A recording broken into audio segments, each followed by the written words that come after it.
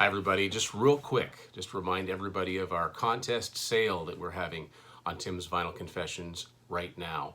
We are in the process of selling high-res PDF versions of Unspooled, an adventure in 8 tracks. No longer in physical form, but selling high-res PDFs for just $5 US. PayPal me, and you get the link to the PDF instantly. Not only that, but your name is entered into a contest. If we get 400 PDFs sold, in honor of the 400th episode of Tim's Vinyl Confessions a few weeks back, someone is going to win a $100 Amazon gift card, a $50 Amazon gift card, and a $25 Amazon gift card. And hopefully, that means eventually we'll end up with some t-shirts for sale, some sort of Tim's Vinyl Confessions merch. That's the goal. Thanks to everybody that's purchased so far. Your name goes in automatically to the draw. So like I said, $5 US. Get you a PDF of Unspooled. You're entered to win those Amazon gift cards. If you want to know anything about it, send me a message, timsvinylconfessions@gmail.com. Message me on Facebook, Twitter, Instagram, and I'll let you know what you need to know to make that happen. Let's get to our... Hi, everyone. Welcome to Tim's Vinyl Confessions. I'm Tim Derling, and this is going to be a really fun episode. I've been looking forward to this. I'm joined by my friend Jim Benner, and a lot of you recognize Jim from countless appearances on the RushFans channel, which is how I came to know Jim and a lot of cool people. Jim, thanks for taking a little bit of time to talk about another band. Yeah, well, thanks so much, Tim, for having me. I'm really looking forward to this. So we're going to be talking about Toto today.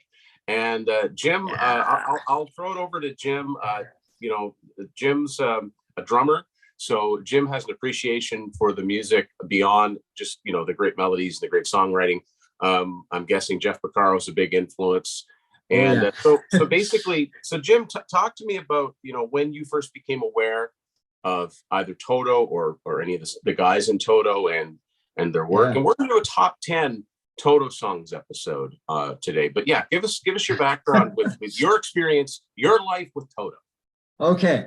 So just a little bit background for me. So I have been playing drums for about 42 years. I started in 1979 when we moved to Texas from Connecticut. And then in high school, I distinctly remember my senior year. I believe it was my senior year in high school or my junior year. It would have been 1984. And a friend of mine were really, really into Toto. So I think it was a little bit before that. I'm trying to remember exactly when I very first got into them, but most likely a little bit before that, maybe like 83 or so. And of course, you hear all the popular stuff on the radio, right? You hear Rosanna, Hold the Line, and Africa. But they didn't really, dive in to play a lot of deep cuts, at least not on the radio stations here in Dallas.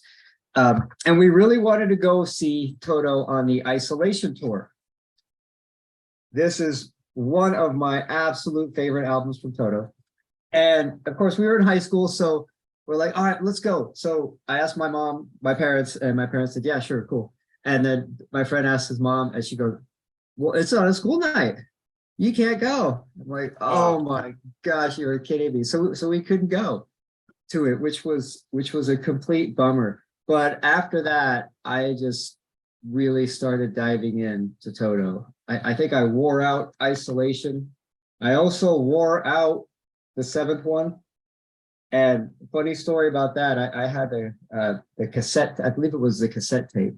And a friend of mine really liked it. So she kind of borrowed the tape, and I kind of never saw it again. She liked it that much. But I have been a huge fan of Toto ever since. I did luckily get to see them on the, it was the Toto 14 tour. And I also got to see them on 40 tours around the sun, 40 tours. Unfortunately, I never got to see Jeff Porcaro, which he's one of my favorite drummers. I can't say enough awesome things about him. I know I posted on Instagram on one of the, I think it was the anniversary of his passing. And I think my caption was something like $1 million per groove, because that's kind of what I feel. like that. Yeah, I mean, those are like musical drum parts, right? Oh, very. Like They they are were very. composed parts. That's too bad. You Yes. couldn't. I mean, because seeing them on the Isolation tour, yeah, that's. Look, I Oh argued for that gosh. album on the Contrarians as my favorite Toto album, and that would have been the Yeah. only time they would have played with Fergie Frederiksen, who's also sadly passed away. Oh, that's Yes. a killer album. It's so good. Yeah. The whole album is just fantastic song after fantastic song. And no, I think really the only kind of hit they had on there was probably Stranger in Town.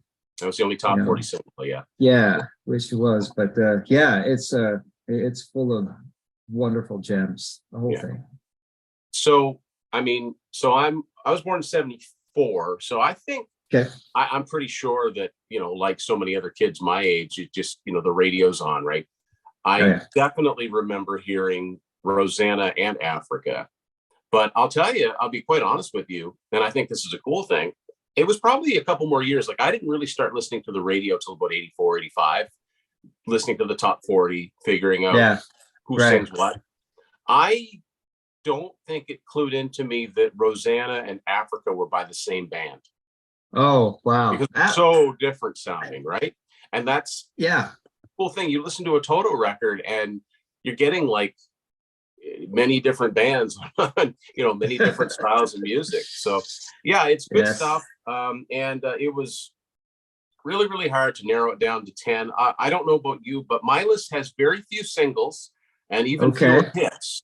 I really wanted people to, I mean, and there's nothing wrong with the hits. There's a reason they were hits, but I really want people to maybe delve in a little bit deeper with this band and just say, wow, they've got just some killer album tracks and maybe more music than people realized. So we'll start off, Jim, with your number 10.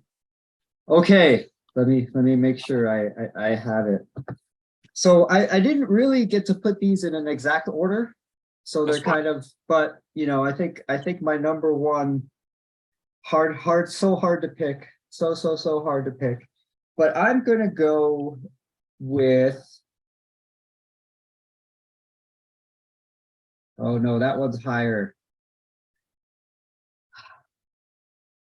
Let's go with Mr. Friendly from the Isolation album.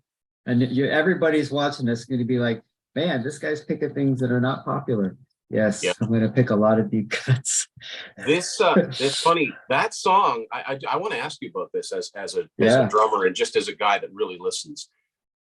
That song sounds very, very live to me on the album.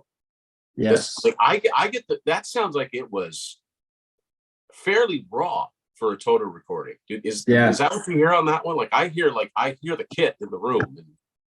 Yeah, I do too, but it has such a cool energy to it. Kind of like almost like you're there in the studio with them as they're all just playing at the same time, and recording and look at each other and smiling and rocking out, that kind of thing. Yeah, it's a great song. Isolation is a fairly rocking album. Oh yeah, it really is. Yeah, and that's a cool song. It's got, I like the, Fergie sings that one, but you get Lukather coming in on the chorus, and it's really cool. Yeah, good choice. Good choice. Thank you. My number 10.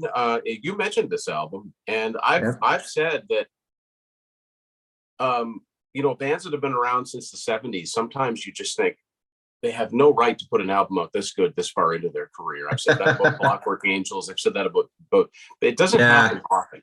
But this, man, is this a gem of an album? It's so good. Absolutely. So I'm going with first track, Running Out of Time.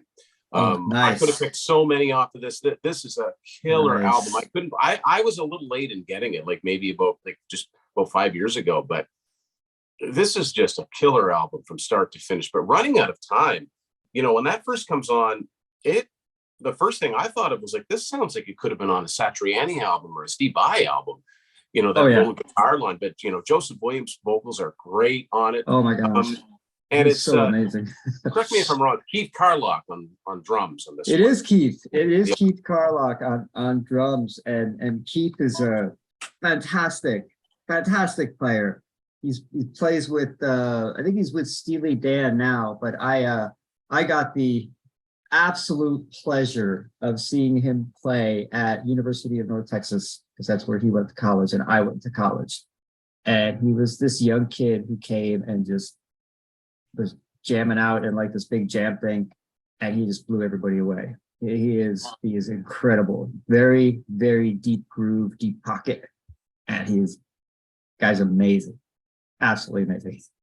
You don't like Jeff Porcaro, you don't get to play with Toto and Steely Dan if you don't have some serious chops. For sure. For Yeah. sure. Yeah.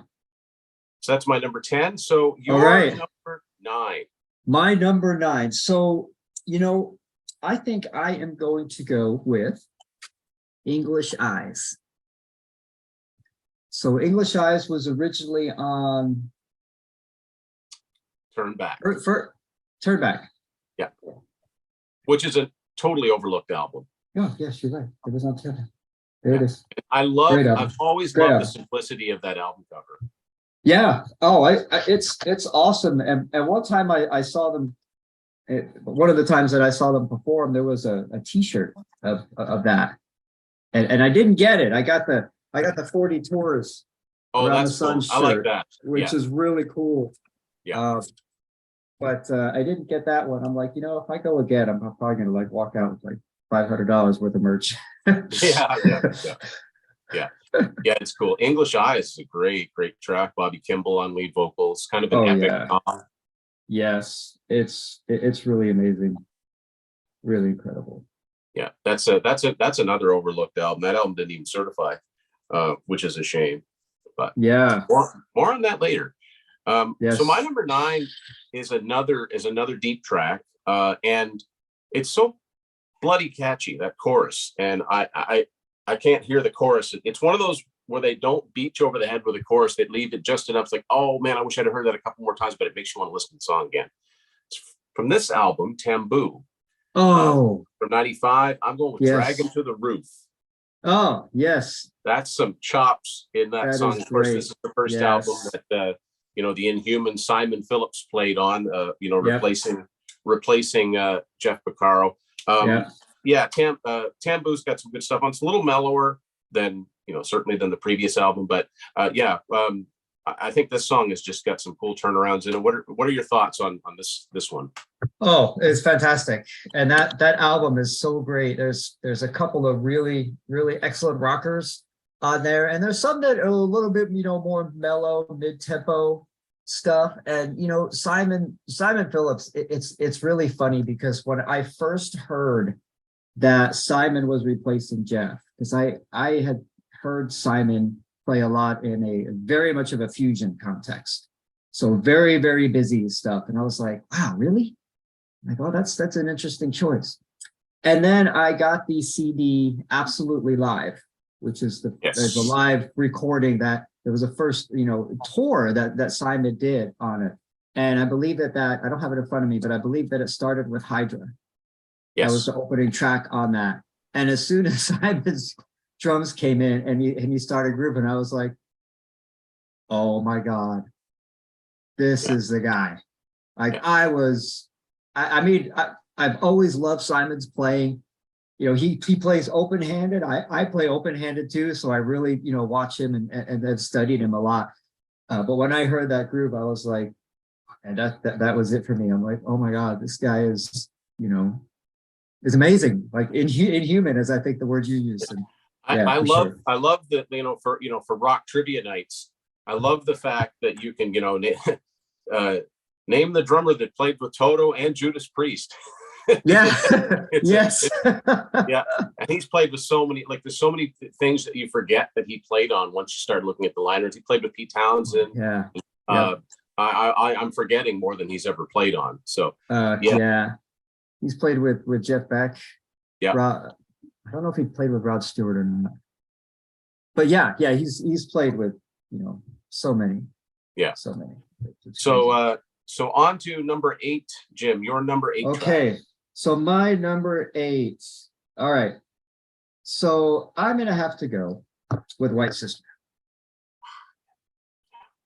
the first, I think and it's really funny because, you know, I'm really versed in a lot of the Toto from, like, let's say Isolation forward. And then I had to go back and listen to the first 4 albums a lot. So I got introduced to White Sister on the Toto 35th anniversary live in Poland CD. And I was like, oh my God, this rocks. And on that, I know on the original recording, it's Bobby Kimball, you know, singing, and Bobby Kimball is fantastic. I absolutely love his voice. But on the live recording, it's Joseph Williams. And I just love Joseph Williams.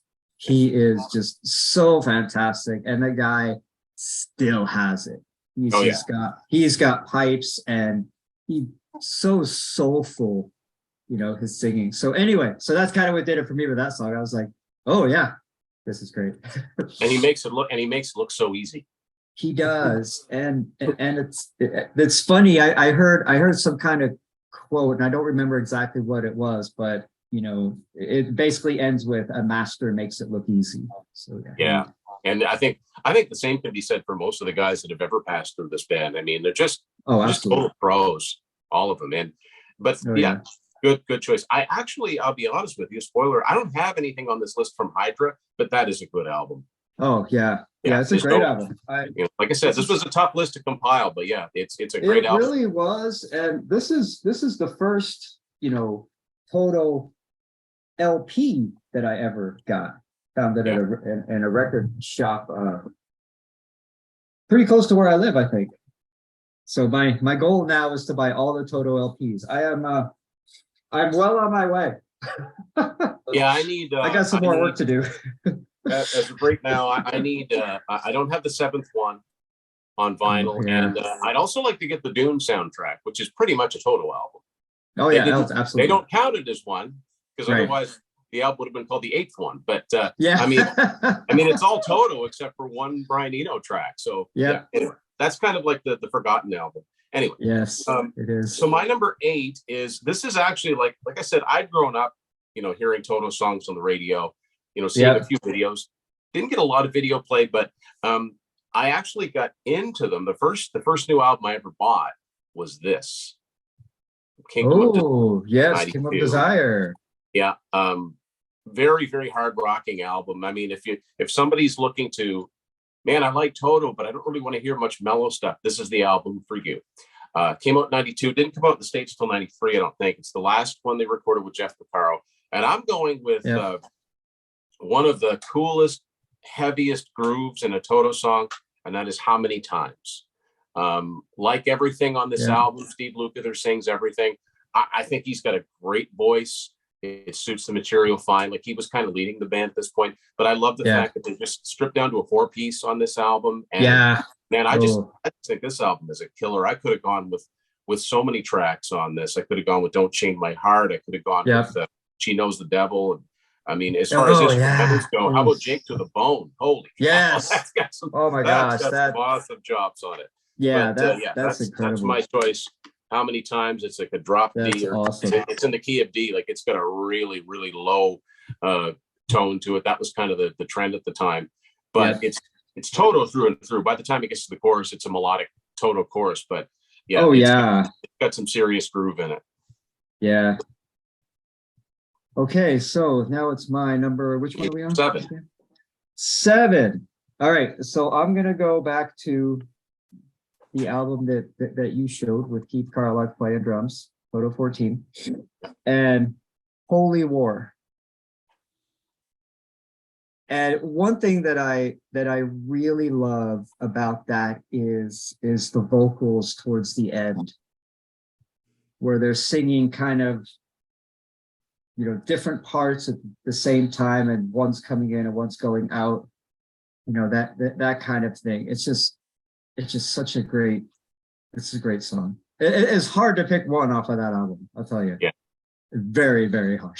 that shared vocals on that one too, because you got you got Joseph Williams singing, you got Steve Lukather singing parts on it, and they do trade off. It's cool. I like the rhythm to it. It's go listen to Toto 14, people. That's for sure. It is so good. Which leads me to my next track. My number 7 is also from this album, and Ah, I went with Burn. oh On yes, the album. That it starts out with piano, but it's like a heavy yeah, mid-tempo kind of. It's classic Toto sounding, but I love the drums in it, the pounding drums. I love the background vocals. It's, I mean, so the first song, Running Out of Time, I was sold on that, and then this came on, and I'm like, all right, we're in for a ride with this album. So yeah, that's my choice for number 7. It's Joseph Williams again. He just sings the hell out of it, and he yeah, does. it's so good. And it Yeah, was kind of he a does. reunion. I mean, I think they had David Hungate play They did. some of the Yep, tracks on that album. I mean, yep. I think that was the first time Steve Porcaro had I think he been rejoined he kind of rejoined for that. the Sadly, band that on went kind that of one. sideways. Yeah, And I mean, as far as ties to the past, they even had a song with Michael McDonald on it. So I mean, it was yeah. very, very, very much all hands on deck kind of thing. That's So right. yeah. That's right. So you're number 6, Jeff. Okay, so my number 6, I'm actually going to flip my number 6 and 5 that's on my list here. And so for my number 6, I'll go with Rosanna. The classic. It's a great song, and people might be like, why is it so low on his list? Well, you'll find out why. It's where it is. But I mean, the song, that's one drum part that like that's a goal for me. That's something that I strive to be able to do even half as good as Jeff did. And there's other drummers who duplicate it and do it like wonderfully. Of course, Keith Carlock, of course, does it. Simon Phillips, plays it like nobody's business. And Shannon Forrest was the drummer on tour with them for the 7th one and the 40 tours. And oh my gosh, that guy's. I thought Shannon was just such a. I know this is a tangent. I'm sorry. I thought Shannon was such a great. He was such a great, kind of person to have there. So tons of chops, great groove. It's kind of reminded me a lot of Jeff in a way, strange way. But yeah, he's a fantastic drummer too. So yeah, Rosanna. Well, I mean, what a great song. What a cool video.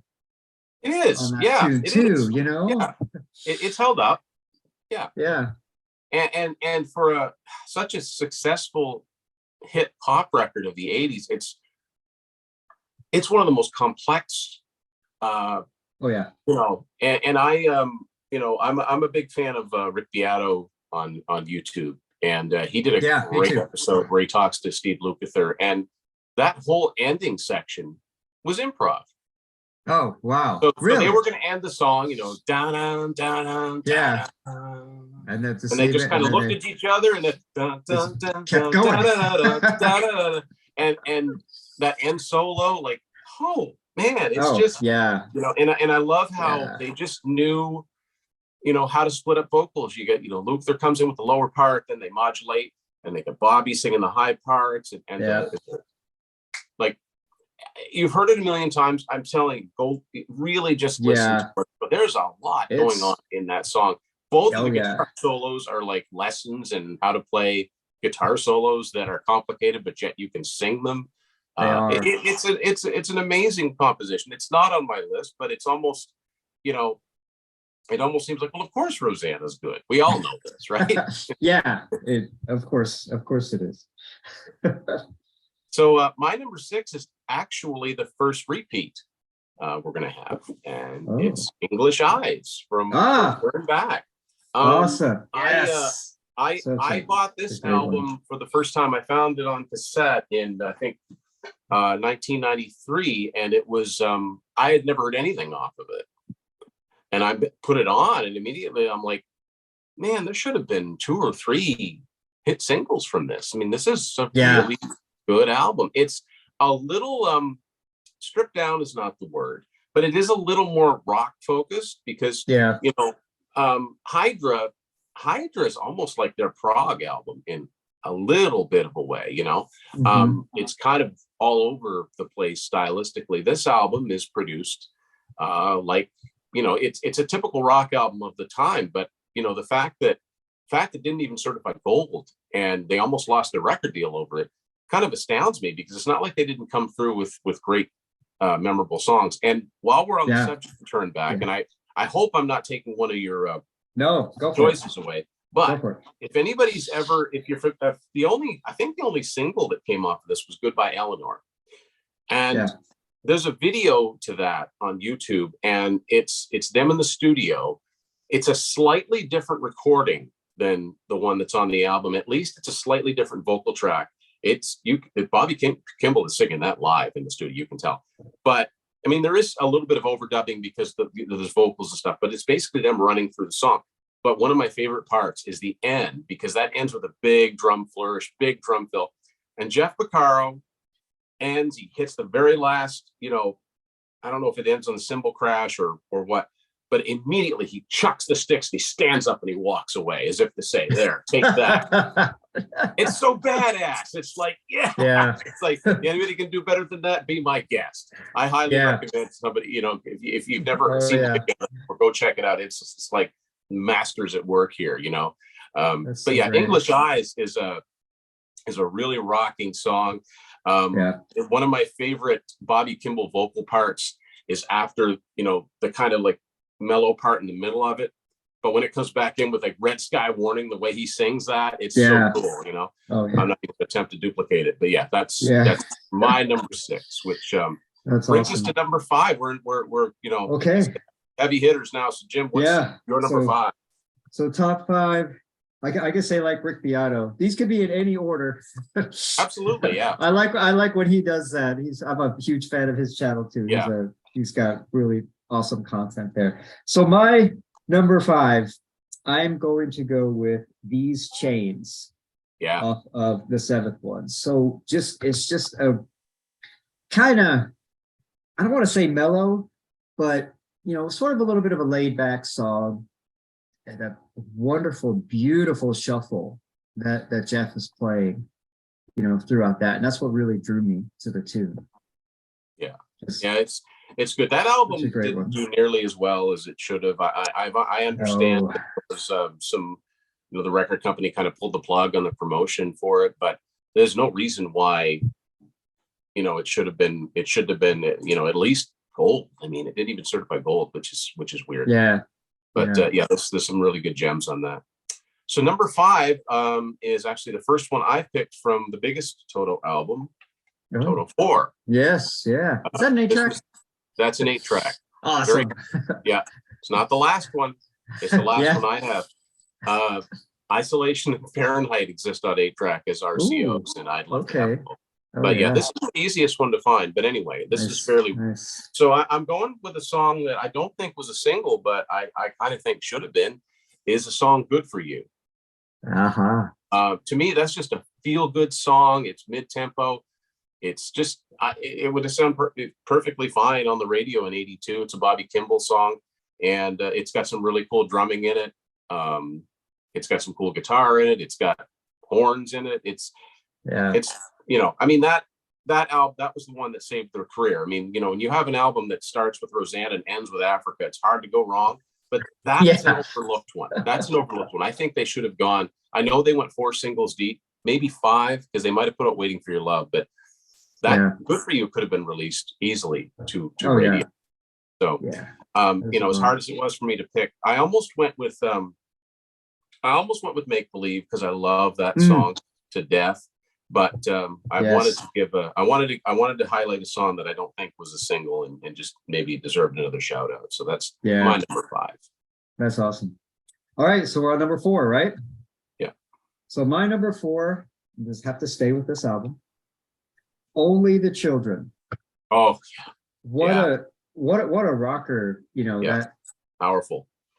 That tune is, it starts with Luke's guitar. And the thing that I love, my favorite part of that song is when they kind of do the drum and bass break kind of thing. And then you can hear Luke's guitar like softly in the background. But, I've said it, well, I'll say it now because I've said it when I was listening to the album Fahrenheit. It's like, dang, Jeff Porcaro and Mike Porcaro, what a rhythm section. Yeah. I mean, And of course, with any musicians, would know that the closer that you are to somebody, just even being friends and in tune with them and get along with them and like them and things like that, the better you're going to sound playing. It's just sort of how it goes because you sort of gel. And there's sometimes you could gel musically, but not really like each other, right? But if you do, then it sounds even better. And that rhythm section was just so great. And that part was just so powerful, I thought. And Joseph Williams' vocals on it are just they're insane. They're insane. I'm like, wow. Yeah. Yeah, that's such a great one. It's good. Yeah. Yeah. So my number 4, I'm going to the album that I've called my favorite, the title song from Isolation. Oh, man, nice. What was this song a hit? Yes. It's just perfect. It's the perfect radio rock song. It starts out with piano, but like the drums come in. It's a rocking song. Great vocal from Fergie. He hits one note at the end of the song as it's like he sings over top of that. It's a great song. Should have been a hit single. But just one more reason to dive back into that album. Yeah, for sure. Yeah, that's so great. All right, so my number 3, I have them on my phone. My phone keeps locking. My number 3, I'm gonna go with Goodbye Girl. Oh yeah. And I again with my discovering the early stuff later, I heard that on the 40 Tours Around the Sun CD and DVD. I have the DVD as well. But I did get to see that show, and they played that, and that was like, oh my gosh, what a killer rocker. And Joseph sounds so good singing Bobby Kimball's parts. Like it sounds natural. Don't they do Don't they do You Are the Flower on there too? Yes. Yeah. So on the very newest one, with a little help from my friends, yes, that's they awesome. have a whole brand new band that I am just really jazzed about that band because there's some amazing musicians. But he does, like, Joseph Williams kind of dedicates his performance to Bobby. He says it's one of his favorite Toto songs, and it's what a fantastic song. The Joseph's version is great on that, and the original version is great. Kind of the same with Girl Goodbye. And they do White Sister on there too. I'm just looking at the track list. Do. That was their quarantine live album. Yes. And for a band that hadn't been together that long, wow. And they go deep on that album. I mean, they do Home of the Brave, they do Kingdom of Desire. Like they open with Till the End. It's a great set. Oh yeah, it really is. It is. Yeah, but that's my number. Is what, 3? Yes. Yeah. 3. So my number 3 was a single, because I know there's a video for it. Didn't chart, but I think it's one of their best. I'm going to go to this album this time. Nice. For Stop Loving You. Yes. Great single written by Lukather and Page, expertly sung by Joseph Williams.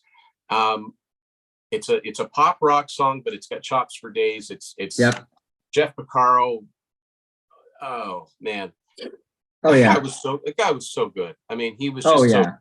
And another part I like about the song is the little break in the middle of it with some scatting by the one and only John Anderson from Yes. I mean, you can't really, he's not saying, there's no words, but it's undoubtedly him because it just cuts through the mix, right? But it's also mixed with some cool guitar chops, and I love the big drum fill right before the last chorus was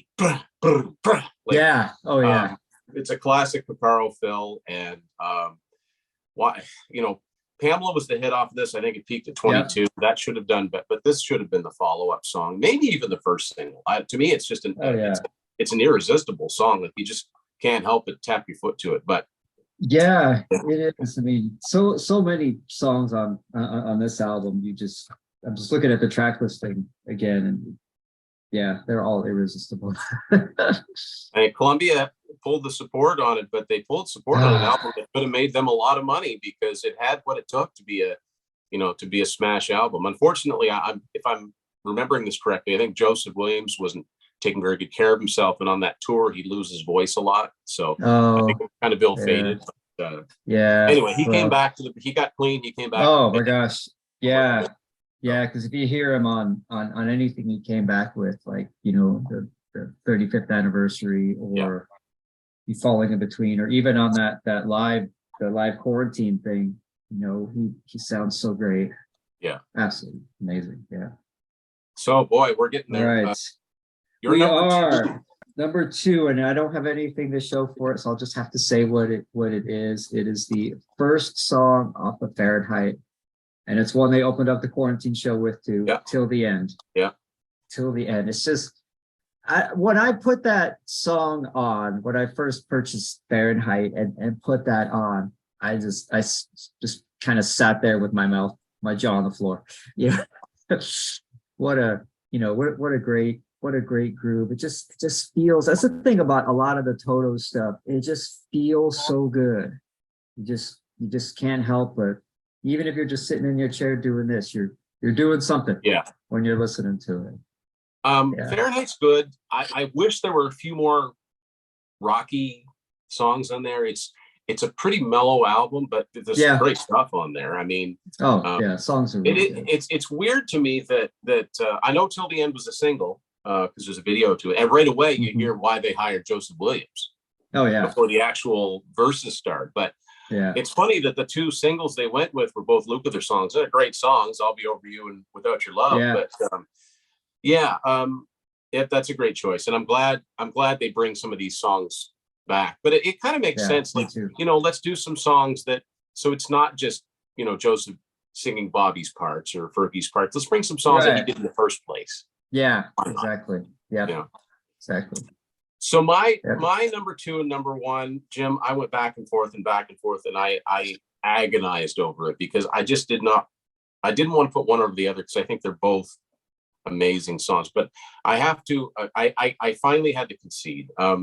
So my number two, I think, is one of the most overlooked of the Toto singles, and that is Stranger in Town.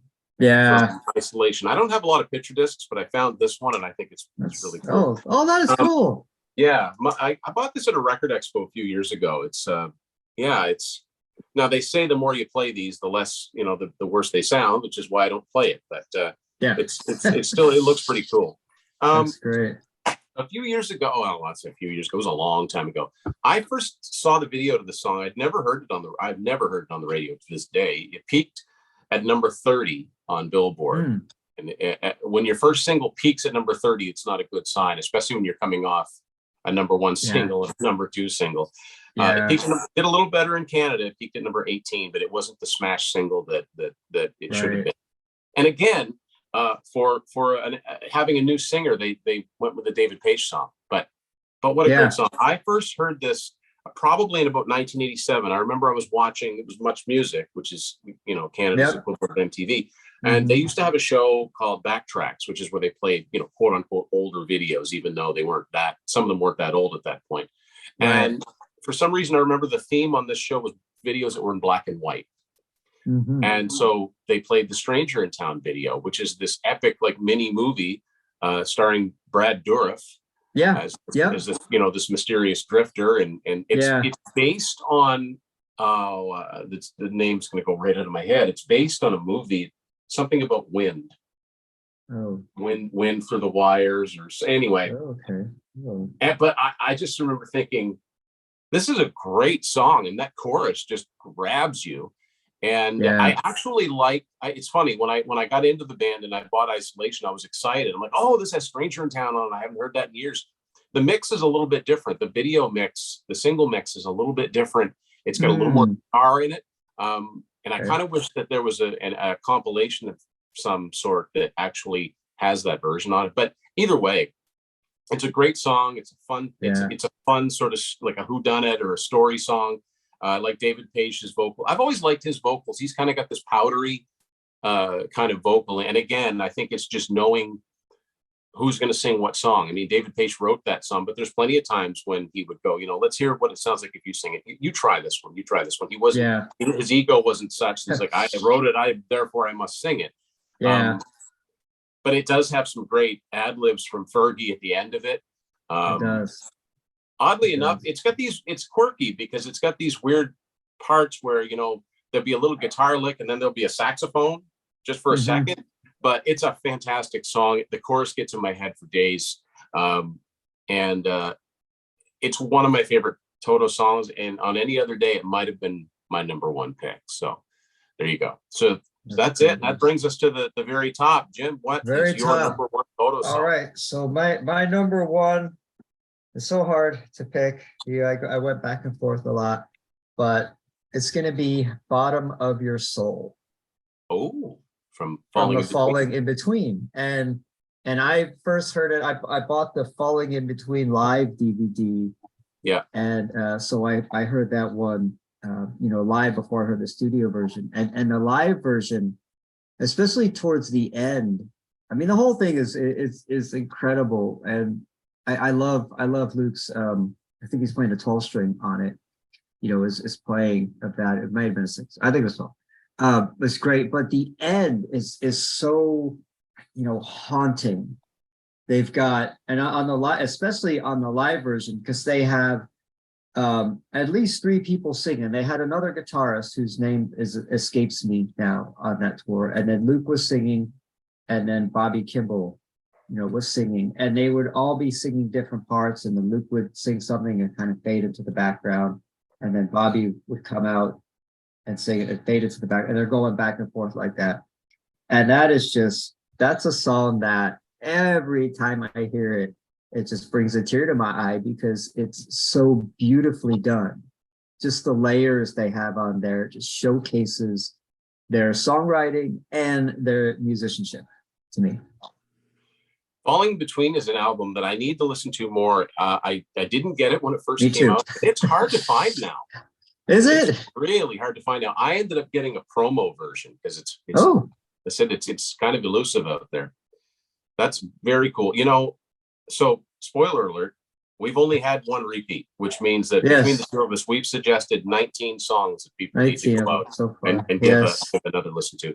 So the number one song, I wanted to go with Stranger in Town, but in the end, I had to go with what my heart told me. And my heart told me that it's impossible to beat Hold the Line. Yeah. As predictable as it might be. I've had this conversation with my wife. I've said, there are some songs that I think are just perfect. They're perfectly written. They're perfectly performed. They're perfectly sung. They're perfectly recorded. Yeah. Everything on this song, it makes me want to air drum. It makes me want to air guitar. It makes me want to air bass. It makes me want to air piano. It makes me wish I could sing. Oh yeah. This is a song that I describe it as not only perfect, but I also describe it as bulletproof. And what I mean by that is like, it doesn't matter how many times I've heard it. If I listen to the radio and I hear, I'm like, I'm in. I'm not changing the channel. Doesn't matter how many times. I've got time. I've got all the time in the world for that. Yeah. Jeff's the 4 on the floor drums. Oh yeah. Towards the end of it, when he's like doing the triplets with the bass pedal, it's just the solo. Now that's one of my gripes about. I've never seen them in concert. They've never come anywhere close to around here. I wish Steve played the guitar solo the way it was in the album because I love that solo. He's even said that he doesn't do that. I think Rosanna's the only song where he really kind of sticks the recorded version. And I respect that. He just seems like such a cool guy in general. But yeah, I just, this was the perfect way to announce, here we are. Yes. And it's deserving of its status. It's been in commercials. I just, like I said, I think it's a bulletproof song because I don't think I'll ever get tired of it. And there are songs that I've grown up with my whole life and they've been, favorite songs of mine that I just need never hear again. But this is not one of them. And I don't know why that is. Agreed. But you can't shoot holes in a song like that. No, you can't. And this song has, I know like if you look at Rosanna and Africa, you know, they're still popular, they're still played, but Hold the Line has really stood the test of time. Yeah, I think it's still played. It was on that quarantine deal that they did, right? They played it probably in almost every concert. I would say ever since it came out, they kind of have to play it. Yeah. You know, and even some bands like I play in and we'll have to talk about this once. I play in a 70s yacht rock band, and we play a Hold the Line. And Jim, I played drums years ago. It sounds fun to play. It is really fun to play, and it's funny because I used to play it in a other band I was in, and I would sort of do it like in this. I would try to do it in the style that Simon Phillips did when Simon was playing, because he changed things up a little bit. You know, Simon got, you know, a little bit busier, and he sort of added his personality into it. But now I go back to play it like Jeff played it on the record. I'm trying to get that, you know, that throwback and honor that. And it is super, super fun to play. Yeah, it just sounds it just sounds like, I mean, unlike some Toto songs, it sounds like the kind of song that even if you don't have the Jeff Porcaro chops, you can kind of bluff your way through it and people will know what you're doing. Yeah, it's got those big fills in it. And you know, the last one, you know, where he's like, like at the end of the guitar solo, it's just, you know, it makes you feel good. Yeah, it does. Yeah. So there you go. Folks, that's awesome. That's our top 10 Toto songs list. Again, we only had one repeat. You know, really, if we wanted to have a complete different 10, and I was going to pick something different off of, you know, the Turn Back album, I think that maybe I'd go with, let's see, something. You know, I really like the song, Think I Could Stand You Forever, which is another one of the songs that could have been a hit single. And it's funny because I know, I'm getting off a tangent here, but I know Steve Lukather and Eddie Van Halen were good friends. And I know they listened to each other's guitar playing a lot. And I wondered, because when I first heard that song, Think I Could Stand You Forever, when it goes into the guitar riff, it reminded me of the Van Halen song Summer Nights from 5150, which came out 5 years later. So I was like, I wonder if that was a subconscious nod, you know. I mean, it's just a GDA progression. But anyway, that's kind of where my mind went. And then later on, learning what good buddies they were, you never know. So there you go. Yeah. Needless to say, there's a lot more to this band than the 2 or 3 songs that radio batters. But again, they battered the songs to death, and yet you still come back for more because they're great, great songs, and there's just so much put into them. So yes, Jim, thank you so much for doing this. We'll be, you know, we'll be chatting again in some form or another. Probably we'll see each other on RushFans. But I really appreciate getting your perspective, you know, as a musician, and it just gives a deeper appreciation for the catalog of music. So thank you for doing this. Yeah, can I show one thing? Absolutely. So when I got to see Toto on the Toto 14 show, we got the sound check package. Okay. So I got to go in and to see the sound check and go meet the band, and it was meeting Luke, David Page, Steve Porcaro, and Hungate. Right. Wow. So it was meeting those guys, and I got a picture taken with them and everything. But I got a couple of things. They did this for everybody there. So a signed drum head, and then it's also a signed poster. And I have this up on my wall by one of my drum kits, you know, because that's inspiration for me. Yeah. That's awesome. And that was amazing. And one thing, this will be the last thing I say, because I thought this was pretty hilarious. So at the sound check, they're going through Hydra. They're playing Hydra, you know, and it's just like any band would do. They're like, hey, let's do that again. Hey, make that a little bit more crisp. Do this, blah blah blah blah blah blah. It's like, okay, all right. So then, time for the show, right? Lights go out. You hear the keyboard. I think it's keyboard like opening for Hydra. Right? So you hear that red fanfare, right? So you think that's going to happen, and because usually it stops with a zoom, and then the groove starts with Hydra, right? When it stopped, they hit, okay, my brain doesn't work, people, because I'm old. This is what happens when you turn over 50. So just get ready for that. When they stopped, Luke's guitars, it's running out of time. Wow. They did open with running out of time. I was like, whoa, that was such a good fake out. Yeah. Like the entire arena was expecting Hydra, right?